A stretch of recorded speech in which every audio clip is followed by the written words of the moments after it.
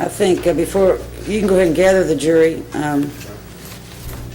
Ms. Fox, you wanted to object to the giving of the assault instruction? Yes, Your Honor. Case Lamb v. Commonwealth, 599 Southwest 2nd, 462. It just states it's immaterial to the offense of robbery that nothing was actually taken. Because of that, I see no reason for there to be an assault instruction. There are many circumstances for which that would be a proper lesser included. However, a lesser included is not a right. You don't just get a lesser included. And the way the facts came in, he's saying not only did he not take anything, it wasn't him. So I believe given the option, it would be improper and does not go along with anyone's theory of the case. Mr. McLeod? Judge, I think it is proper, and the jury could easily take into account how drunk the victim was and what was actually being said to him and anything else, and no one else had heard any of the other conversations. Your motion is denied, Ms. Fox. It is preserved for further review, though. Thank you. Thank you.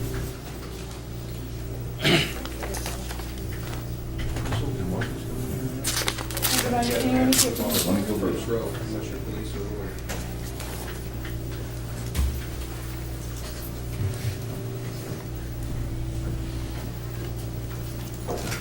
Ready when you are, Judge. I am ready. Bring the jury in.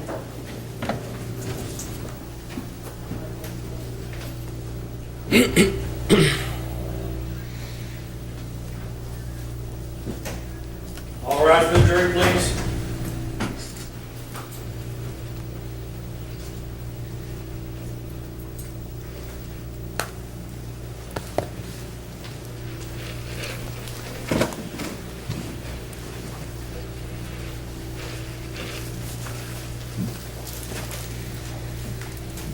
Thank you, Sheriff. Thank you, ladies and gentlemen. Welcome back. Unfortunately, the equipment has a malfunction. You know, more expensive things aren't necessarily the best, and so we'll have to adjust a little on the closings. Everyone may have a seat. Thank you. The sheriff will be handing each of you, ladies and gentlemen, copies of the instructions, which I will read with you. As I mentioned, you have heard all of the evidence.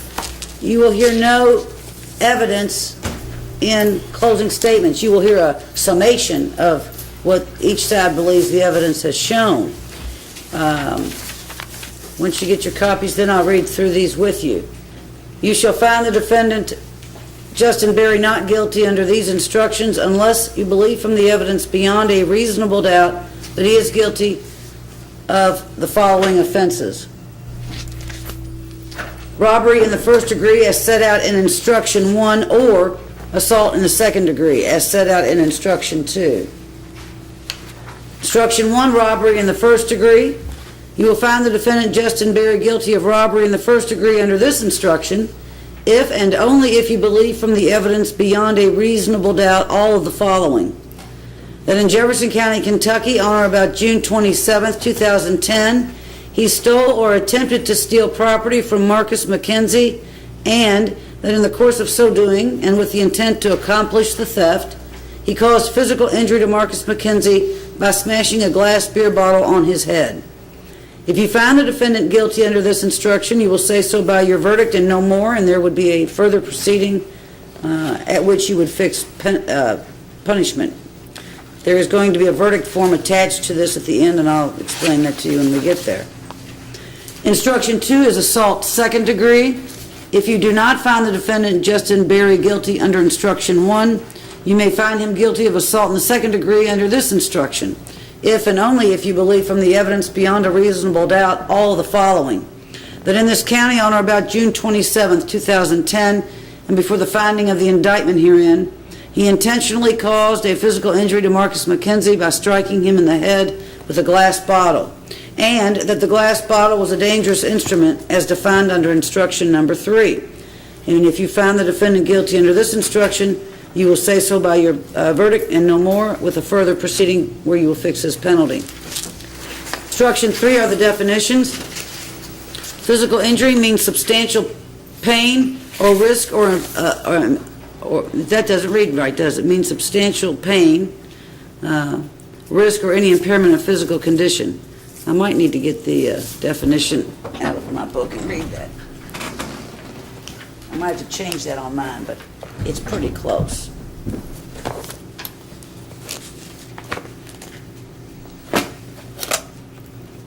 You know, the smallest thing sometimes puts you behind.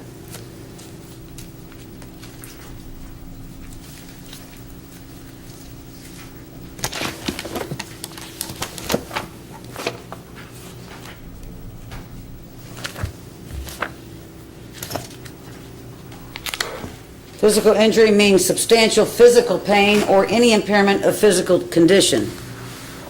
So we miss the physical pain, which I will put an insert in my handwriting there.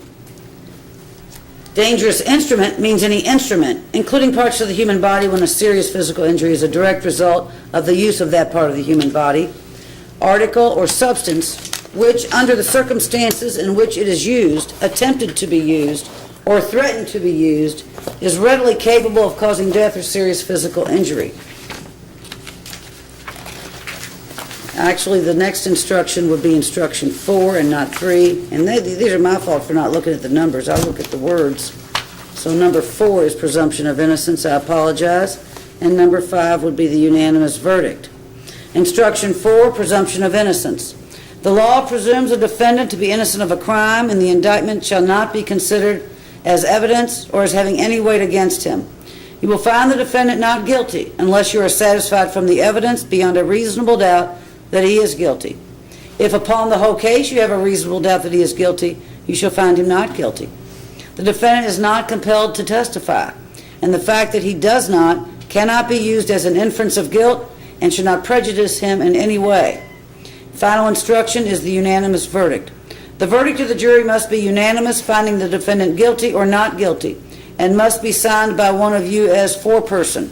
Your first job when you go back will be to elect a foreperson who will take charge of the verdict forms on this colored paper, which you will have. The verdict forms are attached. There are 2. 1, guilty or not guilty on robbery first degree. 1, guilty or not guilty on assault in the second degree. We're now going to have closing statements. This is where the order of flip-flops, so to speak, and the defense gives his closing first. I'll give you a 5-minute warning each counsel. Judge, I just noticed another error, at least housekeeping, for the verdict form for assault in the second degree. Exclude the jury from the defendant Justin Berry not guilty under instruction number 1. Yes, it should be under instruction number 2. Thank you.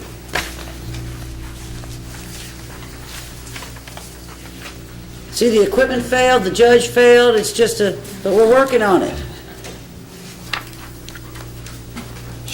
I'll initial that. All right, Mr. McLeod, closing then, If it may please the court, yes. Mr. Berry. Ladies and gentlemen of the jury.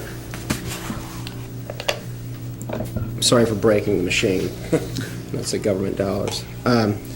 One of the most unnerving things about a case like this is when you have a client that is factually innocent. I've tried many cases where I would knowingly go in and have some idea that there was culpable conduct on behalf of my client, and I don't have this here. What we have, though, is a confusing case, and all the witnesses are across the board. Different parts of the garage, the victim, who I feel sorry for, Mackenzie, he's over by the steps. He thinks he's over by the steps. His buddy puts him back well before the elevators. Someone puts him at the elevators. Everyone's somewhere else. No one sees anyone else around. It's a mess. The case is a mess. There's a lot of things going on. But we know who did it. We know who did it. And the reason we know it's not Justin, and the reason we know that Rachel and people, especially on cross-racial identifications, people mess up. People get confused on who other people are. The one thing that's consistent is that Rachel says it's him. And that's great. Case closed. Let's not go any further.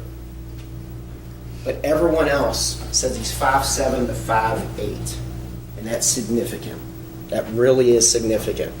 Go and stand next to someone that's 6 inches taller than you, 7 inches taller than you, you know right then whether it's an inch or not. Try to play basketball against someone that's 6 inches taller than you. You will know unequivocally when the ball's flying over your head when you're trying to shoot it that they are not 1 inch or 2 inches taller.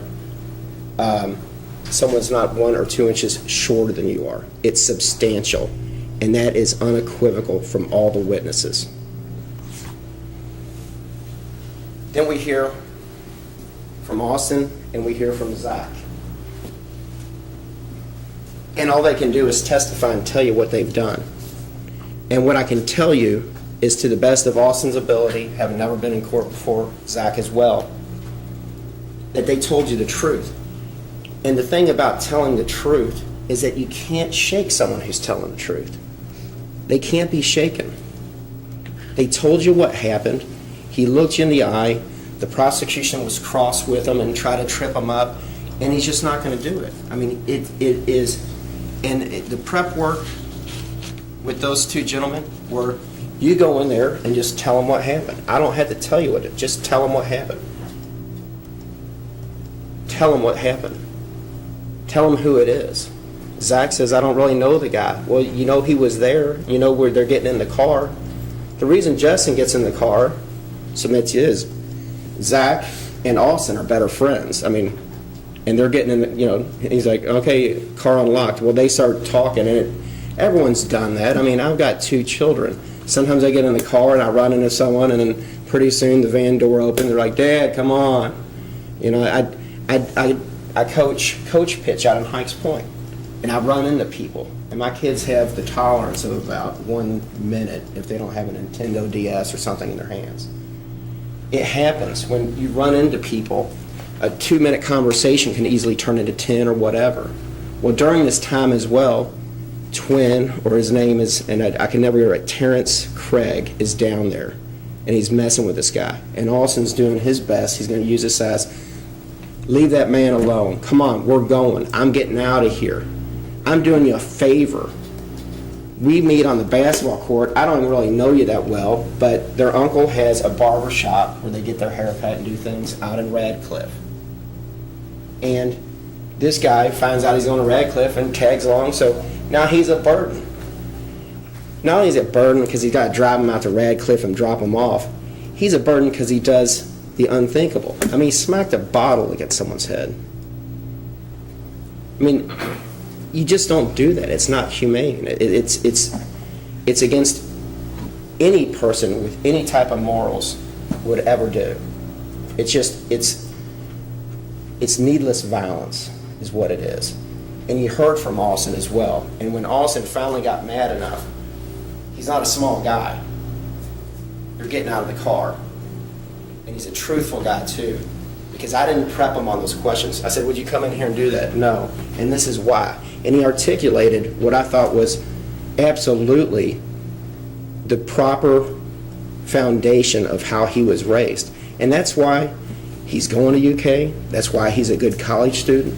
That's why he plays football. And I know that's not easy. I'm sure Joker doesn't want to get beat by U of L, which, this year or any year. I hope they do. But that's a disciplined group of kids. They teach them not only to be physically fit, but to follow orders, to do the things that are right.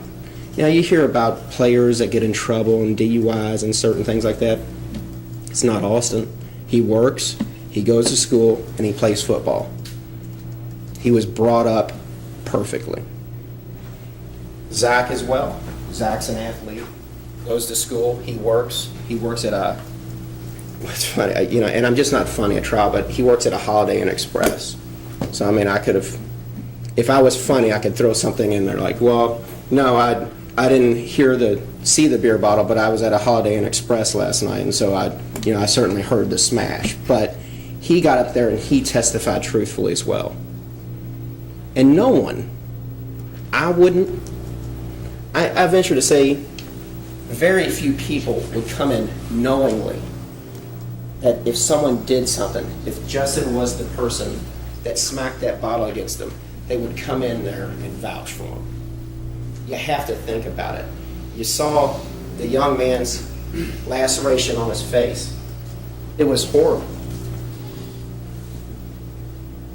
Everyone saw those photos. Everyone knows how badly this young man was hurt. You don't go in and testify for someone, no matter who they are. And you might say, well, he's family. That's fine.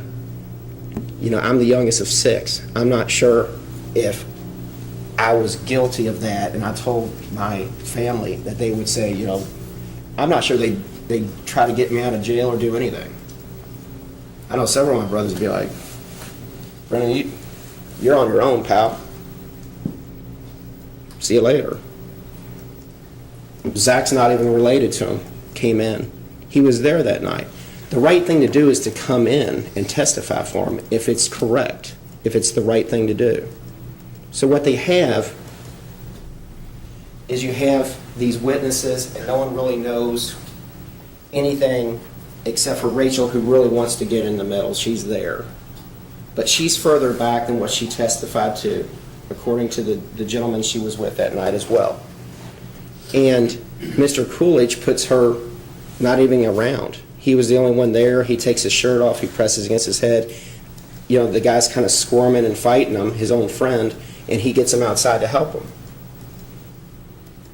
So it's a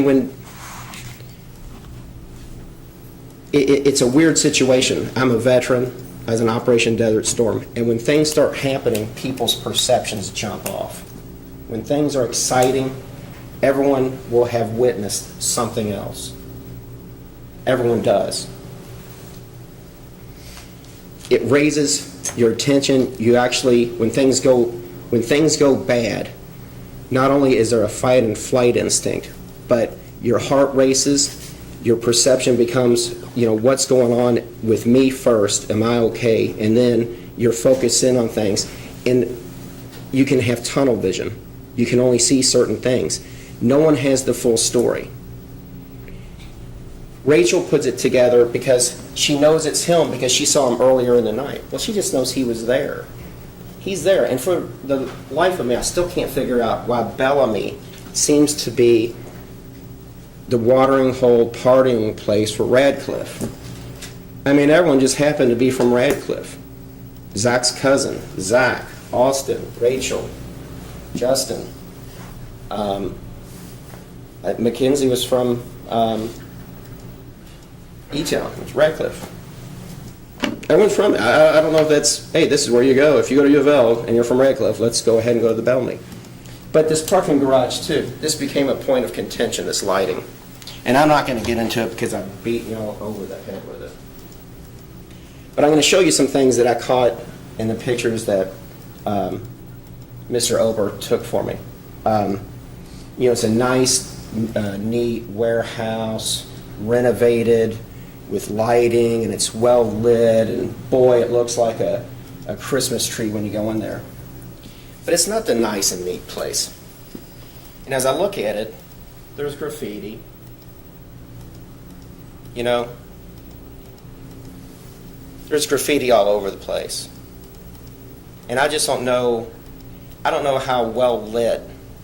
If it's that well lit and protected and everything else, it just isn't. And it makes sense because people can go in there and they can spray paint and they can do whatever they want inside that garage. That's what happens. These accurately depict it. We fought it like crazy. It doesn't matter. That'll be your decision. Here's a light out on the same floor. It's not the garage, and I understand it's adversarial. They have to go forward and they want to prove beyond reasonable doubt. But think about when you go back and you think about any parking garage, look at those photos and try to think of any parking garage you've been in, wherever it is, that's lit up, that is glowing out the windows to the point where you can see basketball goals after dark. Think of it looks like the movie The Highlander at the end when the garage is blowing up. I mean, Whether these are accurate or those are, it's probably somewhere in the middle, but it's the typical parking garage. No one's going to waste a bunch of electricity, a bunch of their bills to light it up like the place is blowing up. They just are not going to. It doesn't make sense.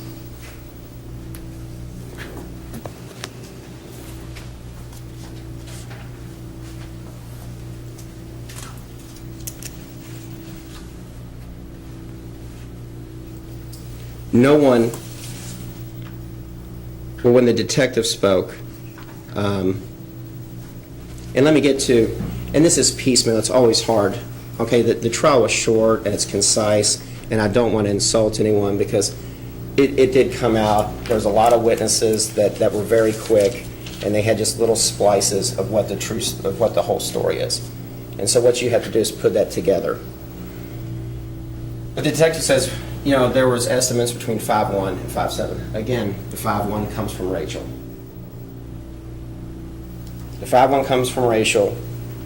It's a problem with cross-racial identification. She wanted it to be him. She didn't know anyone else. She could solve the crime. It wasn't him. It makes sense it wasn't.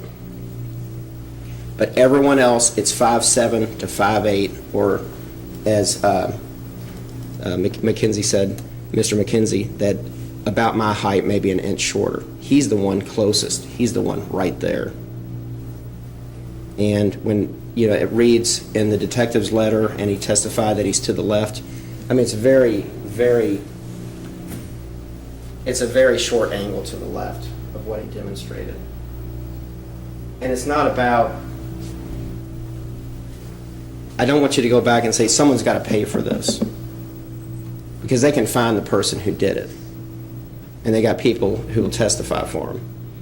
But it's the right thing to do, to take in all the testimony, to take in the physical evidence, and not to downplay the bottle, but having done this for a long time, it's weird. They always send off a gun, and they send off different things for fingerprint testing. And I've never had a fingerprint come off a gun. I don't know how they make them. You know, I've got a couple guns just for protection, but the handle's rough. There's not a whole lot of edges where you can get a full fingerprint. I've never had a gun come back with a fingerprint on it, but those things always go off. Burglaries.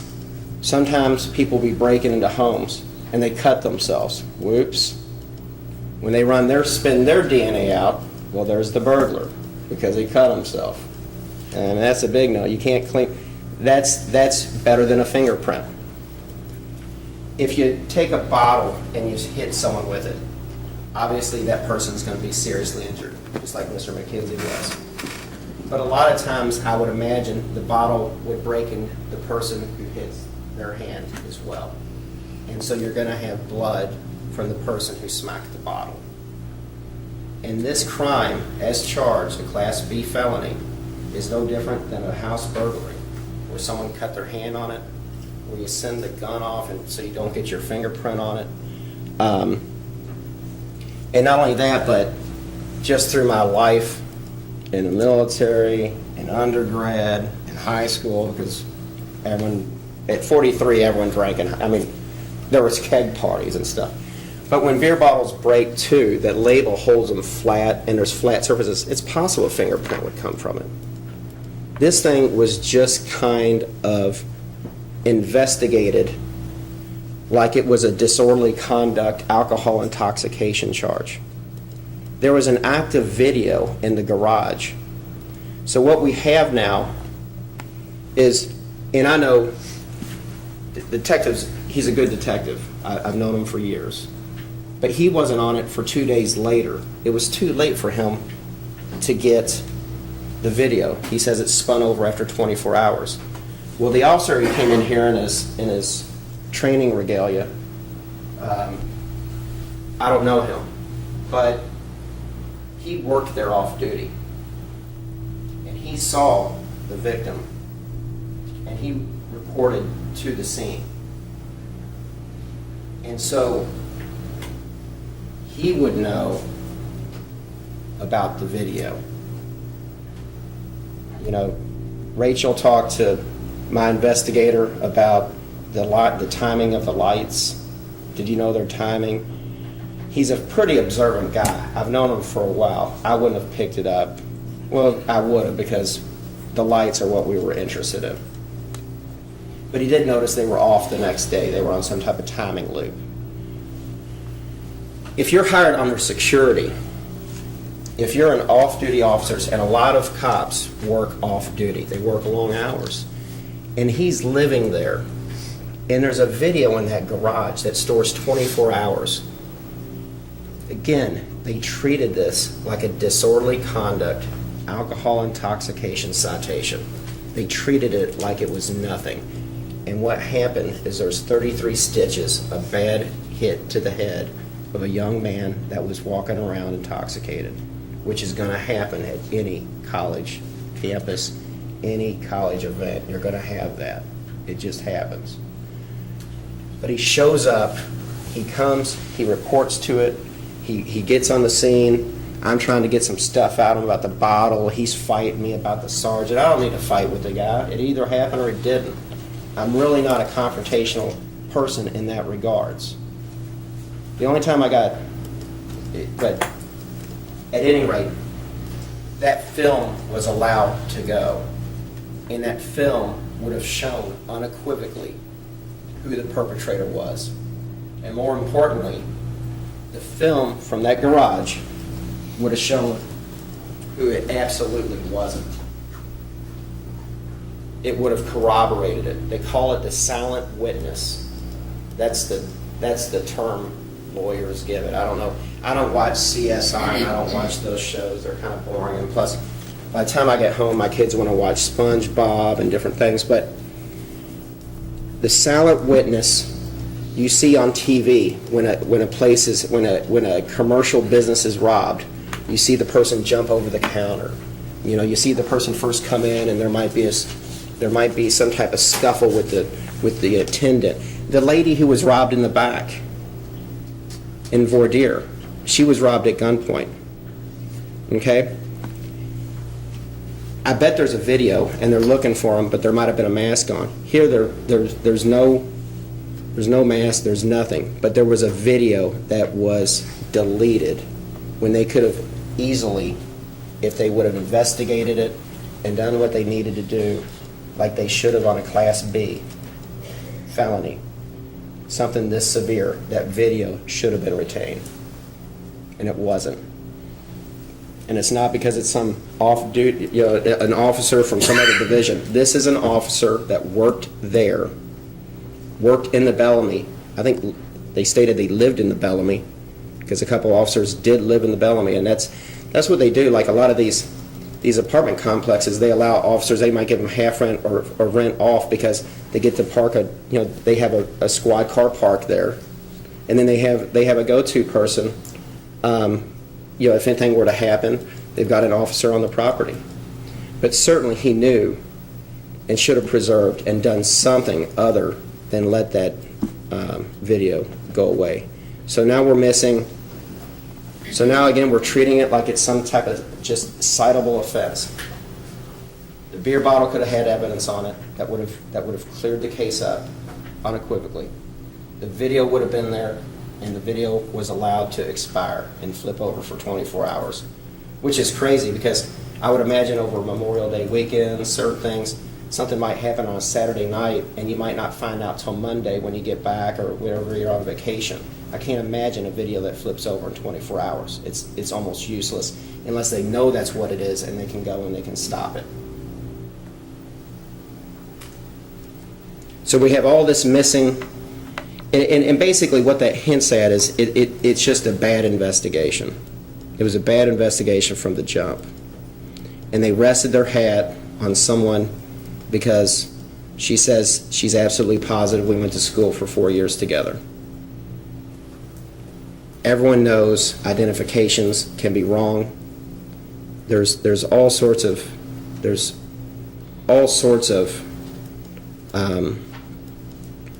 scientific evidence about people that know each other that misidentify each other, but also about cross-racial identification. the wrong person was taken in this case. And the only way to right it is to acquit Justin. The only way, and I'm sorry for, and they're gonna show you the pictures, and I don't disagree. I'll show them to you. They're horrible.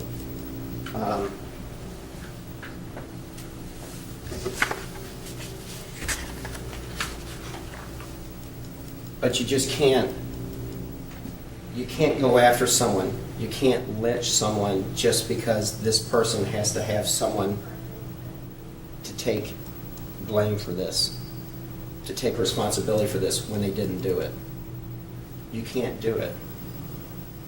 So, again, all the facts and circumstances, the very credible witnesses of Mr. Austin Berry, of Zach, of the people we put on, and on the physical description, the 5'7", and the fact of all the physical evidence.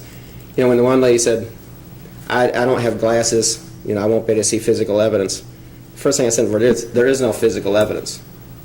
You know, I'm thinking, there should be. There really should be. If it was my child, I'd certainly go down there. I'd go down there that day and make sure they had a video and make sure they preserved it.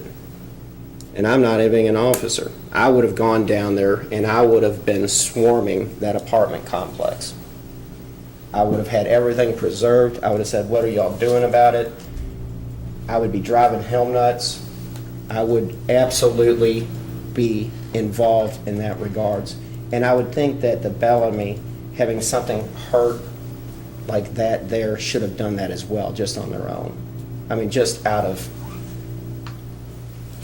courtesy that someone was hurt that badly in that complex. And they might not want to. I would imagine there's a civil proceeding against it. I don't know. But what you have to hang your hat on and why you can feel okay and feel good about it and not Monday morning quarterback 6 months down the road to acquit Justin Berry, you can hang your hat on the consistent description of 5'7" to 5'8", a thick build, just like they were describing, just like Austin described. And it's funny because I said, well, what does he look like? And they're much more articulate. You know, I just say stocky. You know, like a good upper body build. You know, like they kind of described it in a way like I wouldn't have described it. And I might do that in a later trial. But I actually learned things from Austin and Zach when they testified because they said, yeah, good upper body strength. You know, like kind of, you know, big guy, you know, has the dreads. And they just throw him into the lot. He has the dreads too. Just, it's easy to just go ahead and say, it's this person because they have similar characteristics and it's the wrong thing to do. So I'm done. You'll be allowed to take the pictures back and look through them and make your call on that. Look at the condition of the garage, how well you think that's there. Think about physical evidence, not the physical, the lack of the physical evidence.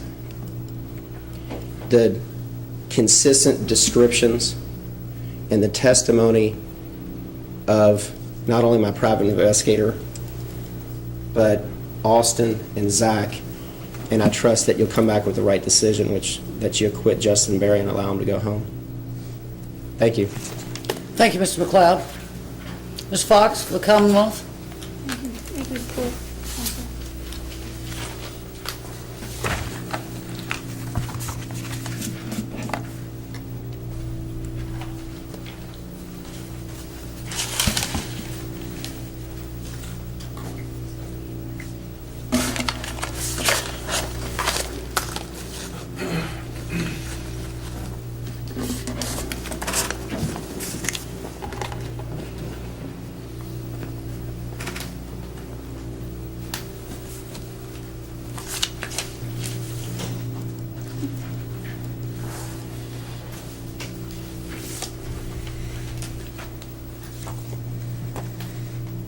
It's not reasonable to believe anyone other than the defendant, Justin Berry, was the individual that tried to rob Marcus McKenzie.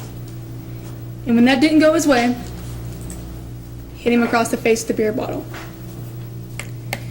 Remember during jury selection, all of you agreed you'd not hold the Commonwealth to any other standard than beyond a reasonable doubt. Not beyond all doubt, but beyond a reasonable doubt. And you've got to decide what that means to you. What's reasonable? What's important to note is that it's not reasonable to believe what the defendant's asking you to. It's just not. Is it reasonable to believe that Austin Berry, the defendant's brother, has known a whole year that his brother is being charged with robbery? He's never come to court. You got the wrong guy. It's not my brother. It's twin. Is it reasonable to believe that he never contacted the detective? Got the wrong guy. It's clear that Austin has a bias here. This is his brother. He does not seem to get in trouble. And as you saw in cross-examination, he might not be quite as cooperative as he would want you to think he was. He would concede that everyone was in the car but his brother. I wasn't arguing that point. Point not a contention. He's really not as cooperative as he would want you to think. And Zach Brooks. He's a longtime friend, again, of the defendant. He's a good friend with the defendant's brother. He's admitting he was there that night. He never contacted the court, the police, prosecution office. Get the wrong guy. I saw who really did it. I don't know his last name, but they call him Twin. Ladies and gentlemen, heard it first.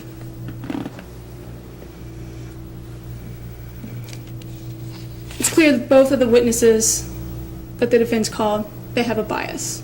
And that's something that you get to weigh when deciding the credibility. We talked about credibility during voir dire and being able to weigh it. And when listening to all the witnesses, the Commonwealth's, the defense, I want you to think about what they have to lose and gain by lying. Not telling the truth, forgetting details. I think that's going to be really pertinent as to what kind of weight you'd want to give what they said. The only facts that you're being asked to determine today are the ones that are in the instructions. The instructions are going to ask you. And I'm going to go over these real quick. They're not that complicated, but if you've never seen one before, you might want to give them a look to better understand them. Now, you're given a choice between robbery in the first degree or assault in the second degree. The main difference there is essentially that the assault doesn't have an element that you need to have tried to take something. It's the Commonwealth's contention this was robbery. The victim, he said, the whole conversation started with, hey, what do you have in your pocket? You got a wallet there? Now, if you look on instruction number 1, in order to find robbery in the first degree, you'll need to find the A that happened in Jefferson County on or about the 27th. I don't think anybody's contesting that. That the defendant either stole or attempted to steal property from Marcus McKenzie. Doesn't say he had to be good. Doesn't say he had to complete the theft. He stole or attempted to steal. That wallet there. What do you get in that wallet? And then the second element, and in the course of so doing, while doing this theft or attempted theft, he caused physical injury to Marcus McKenzie by smashing a glass beer bottle over his head. And again, that's not a contention that a beer bottle was smashed over Marcus's face. That's a mark he'll live with the rest of his life.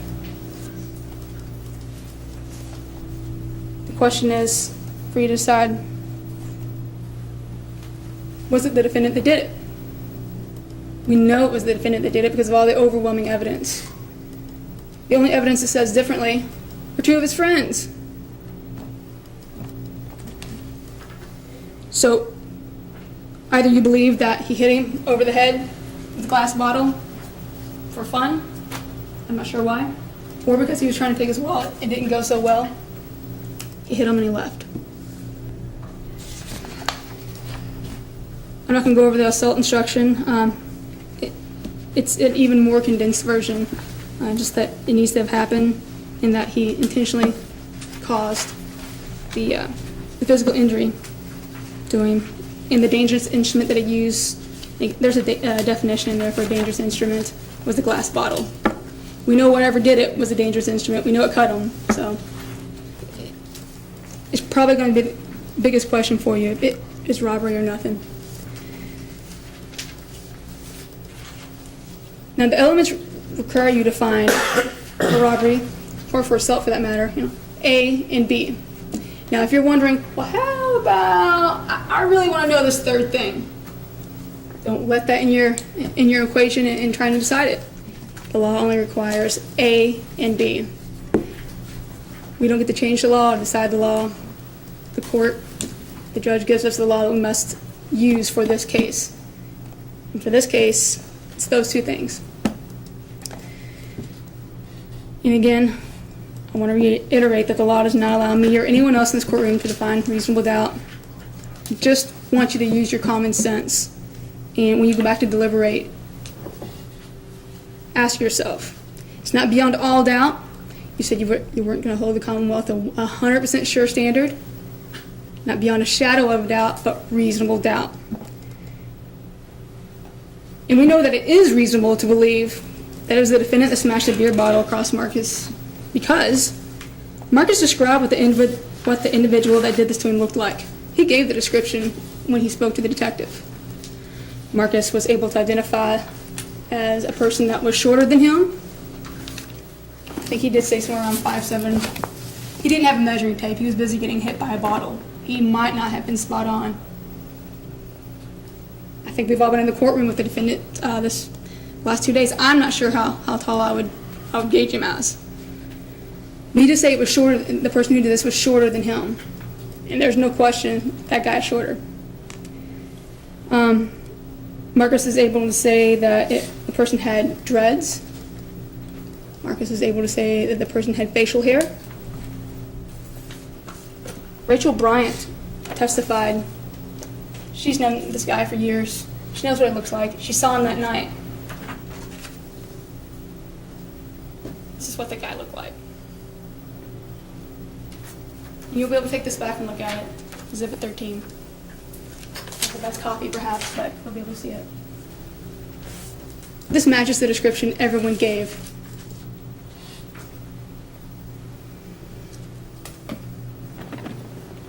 Marcus was able to look at the defendant in a well-lit garage. We'll touch the issues about the lighting later. I will say that I don't think it's the dark candlelit dungeon that the defense has tried to say it was. It's a parking garage. No, you can't sit there and study and read, and you probably won't get a suntan if you wear a tank top in there at night. But it's a well-lit garage. I'll address the rest of that later. But as far as that, he could see him. No one testified that they were not able to see because of the lighting. No one. Marcus was only several feet from the person that did this. Arm's length. I think he got a good look. He said that I really didn't see if anyone else was around. My attention was held by the person in front of me. And Marcus gave a description of the person to the police as soon as he spoke to them. Not that night, he was at the hospital. Marcus and Rachel weren't friends. They didn't know each other. Rachel, who came in here and testified, she didn't know Marcus. She hadn't seen him since that evening. She has no dog in this fight, really. She recognizes this guy from high school. She probably wishes she wasn't there that night. I don't think she was very happy about coming here. She's not going to lie for Marcus. And that's why it's also reasonable to believe that he did it. That the defendant is the one that tried to rob Marcus that night because of what Rachel Bryant testified to. She had no motive to lie. She knew the people that were in the car. She knew some of those people. She was trying to avoid them. She has everything to lose by getting here on the stand and lying to you guys. She gains nothing by telling anything but the truth. Bryant knows it was Justin Berry because she saw him hit Marcus with the glass bottle. You heard the 911 call. She was there right after it happened. She called the police. She was trying to help. And during that, at the very end of the 911 call, you could hear her say, I know who was in the car. I know who it was. She, at that point, had not had the time or reason to form any kind of master plan to frame this defendant. She saw a guy got hit by a bottle and wanted to help him.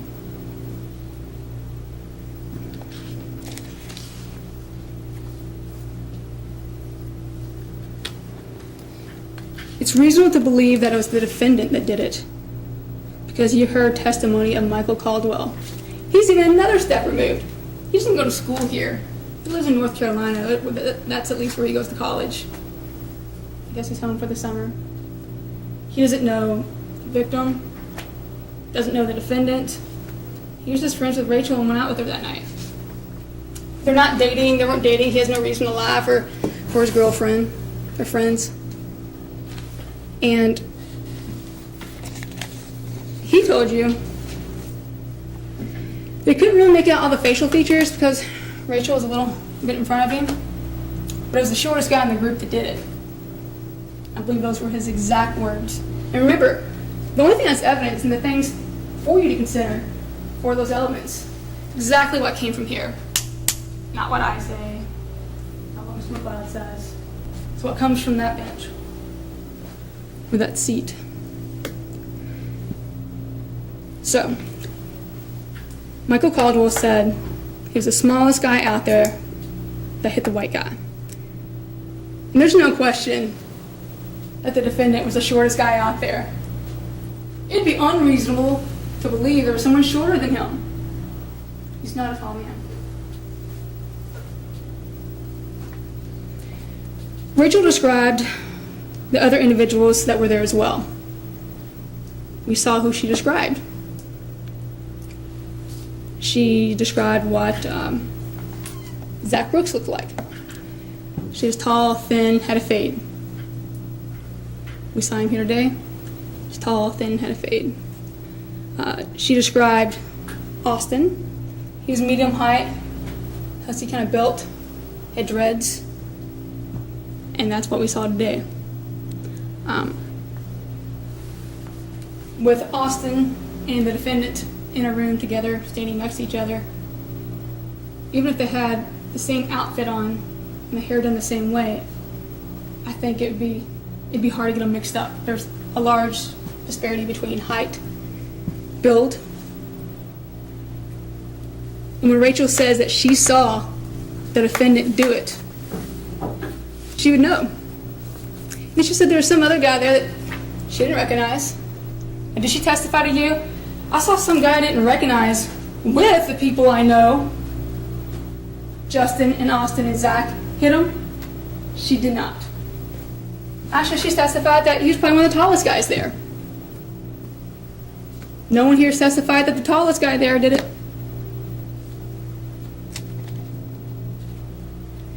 This was a robbery, and this is the type of crime where it simply does not lend itself to a stream of evidence for me to come in here and show you. This is the kind of crime where it's done, where ideally there wouldn't be a lot of people around, at least not people that tell on you.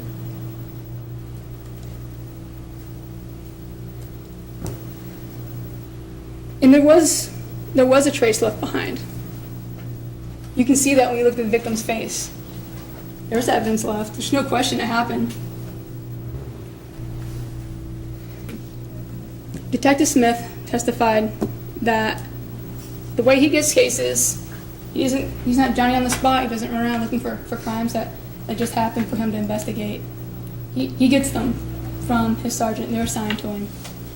This happened on Sunday morning-ish of Saturday night, going to Sunday morning, 3 or 4 in the morning. And Monday, we came into work, got the case. He made the phone calls. He was able to contact Rachel, Eric, Marcus, Michael, and he also made phone calls to Zach and Austin. You heard him say that. You also heard Austin say, well, the police were here. Well, I got that information, from Rachel. Probably gave him my number. Actually, yes, she did. We actually heard that. Detective Smith called. Hey, I hear you were there. Wants to know what's going on. You think he'd call him back? Hey, it wasn't my brother. Oh no, you got the wrong guy. Some dude named Twin that I dumped down on the street. It was him. Let me help you. Nope. No phone call back. Same thing for Zach. Is that reasonable? Nope.